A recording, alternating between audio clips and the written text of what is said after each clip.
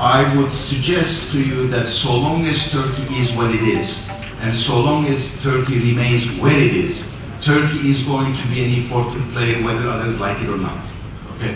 So the thing is, whether or not Turkey is going to be moving politically and economically in the right direction of deepening its democracy, keeping a rational management of its economy, and maintain the proper equilibrium between 5 of its attributes that currently in the world make it unique.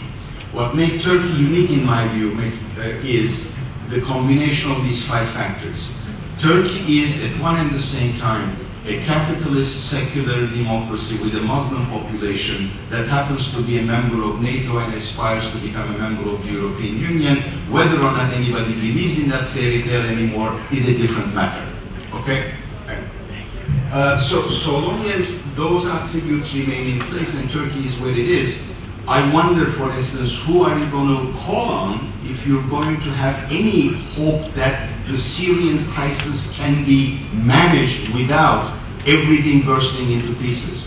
You can't do it without Turkey. That's just as simple as that. So the changing strategy, but the thing is, I also would suggest that the strategic environment that enabled Turkey to have such a high profile over the past 10 years, starting with September 11, through the Iraq War and the vacuum that the Americans have created because of their bundling of the Iraq War, that strategic environment, in my judgment, basically ended with the Arab Spring.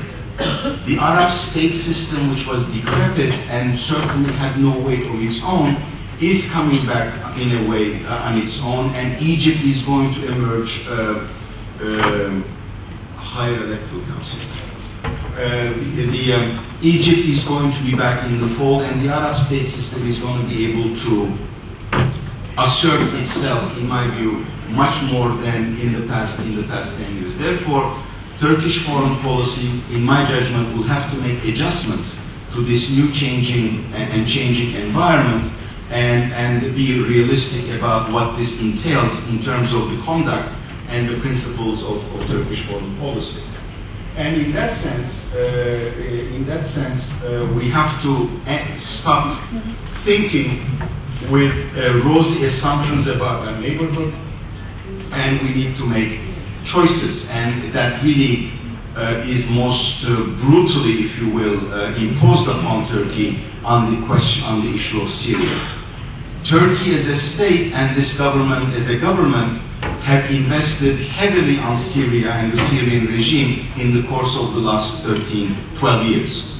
And obviously Turkey, if it is going to remain a secular democratic Western this, that, and the other country, cannot sit idly by or keep silent when the regime is brutally attacking its own population. And mind you, both ideologically this government and in general the Turkish population's sympathies are with the opposition in Syria than with the regime. Therefore, adjustments are going to have to be made. And relations with the European Union, again, assuming that the European Union's crisis will continue for some time, both economically and politically, still to maintain that relation alive is going to be important in that sense.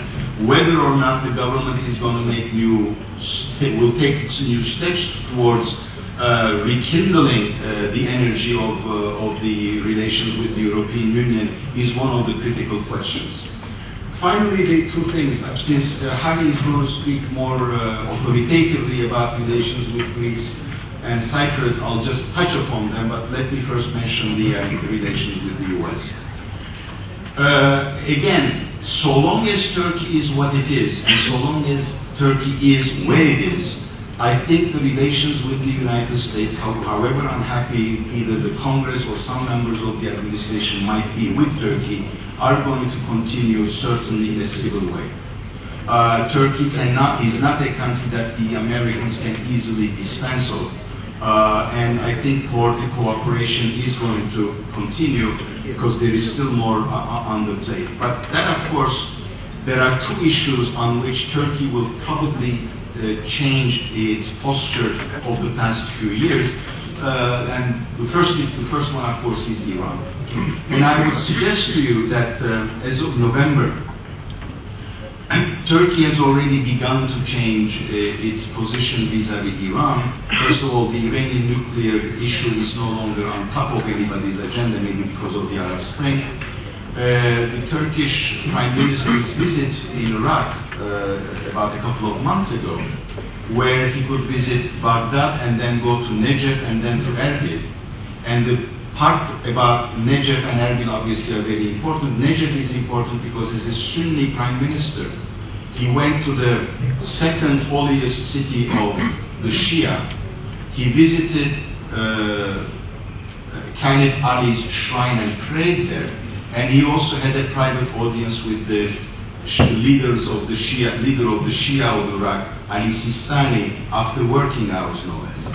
And that, of course, is presenting Turkey above the sectarian divide, which under the circumstances is very important. And it is also clearly a message to Iran that Turkey can play a role that the Iranians cannot aspire to because they cannot speak to because of the sectarian divide to everyone. And of course, going to Erbil, to the Kurdish area, and embracing Mesut Barzani means that Turkish attitude vis-à-vis Iraqi Kurds and their basically autonomous zone of governance has changed drastically, and in my judgment, for the better as well. The second issue, of course, is Israel, and as you know, a couple of days ago was the anniversary of the Israeli attack on the flotilla, where 9 people died, one of them an American, Turkish origin, and the other 8 Turkish citizens. There is still talk of a new flotilla and all that, and it is unfortunate that in the middle of the crisis, particularly in Syria, the Israeli intransigence and Turkish insistence on getting the apology and the indemnities are blocking at least some kind of reconciliation between the two parties, and that, of course, has a negative reflection on the American Congress, and therefore have affected Turkish-American relations negatively as well. I hope that after our elections, other ways will be found to ameliorate relations, so at least there will be an exchange of ambassadors. On Greece and Cyprus, I really consider it to be a hopeless case. But on relations with Greece, I think the Turkish government will have a much better chance of moving things forward because for the first time in a long, long time, the main opposition party, CHP's foreign policy actors are rational thinking people. We no longer are going to have either Şükrü Elekta or Onur Öymen, and they'll be replaced by what I consider personally to be very fine individuals and diplomats such as Faruk Loğlu and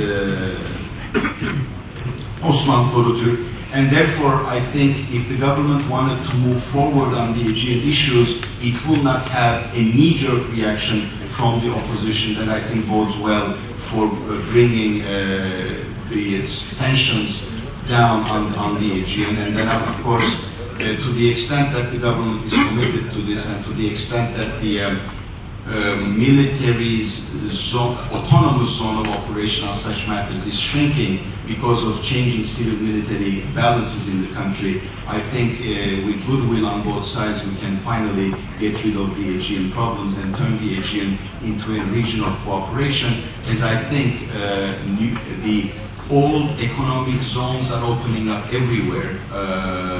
And it would be a pity, especially given the trade figures and tourism figures and whatever between our two countries, not to take advantage of that even in